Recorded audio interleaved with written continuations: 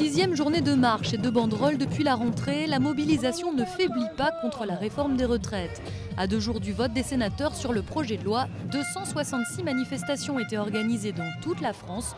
Pour les syndicats, c'est clair, rien n'est joué. Par principe, n'importe quelle loi peut être modifiée par une loi ultérieure. Donc ce débat sur l'adoption ou pas de la loi, c'est un débat un peu surnaturel. Tout texte, même adopté par une assemblée, peut être modifié à tout moment. Donc il n'y a jamais rien de terminé sur le sujet.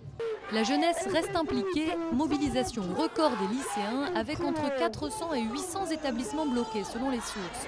Des jeunes qui défilent côte à côte avec les travailleurs. Pour les jeunes, c'est une réforme qui va particulièrement nous toucher, qui va encore un peu plus nous supprimer toute perspective d'avenir, nous supprimer notre droit à l'avenir. Ça, les lycéens, ils s'y refusent et c'est pour ça qu'ils défilent aujourd'hui.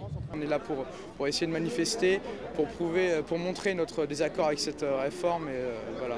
On n'est pas là pour casser. Nous, on a formé un service d'ordre aujourd'hui pour que ça reste calme et pour éviter toute émeute ou casse. Éviter les dérapages pour ne pas discréditer le mouvement, voilà le mot d'ordre. Mais les manifestants ont du mal à empêcher les perturbateurs. En marge de cortège, des casseurs se sont opposés au CRS avec quelques dérapages comme à Lyon.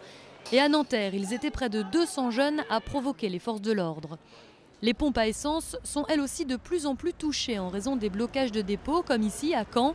Un tiers des départements sont concernés par la pénurie, selon François Fillon. Le Premier ministre annonce un plan d'approvisionnement pour un retour à la normale d'ici à la fin de la semaine. Les grévistes, eux, ne l'entendent pas de cette oreille.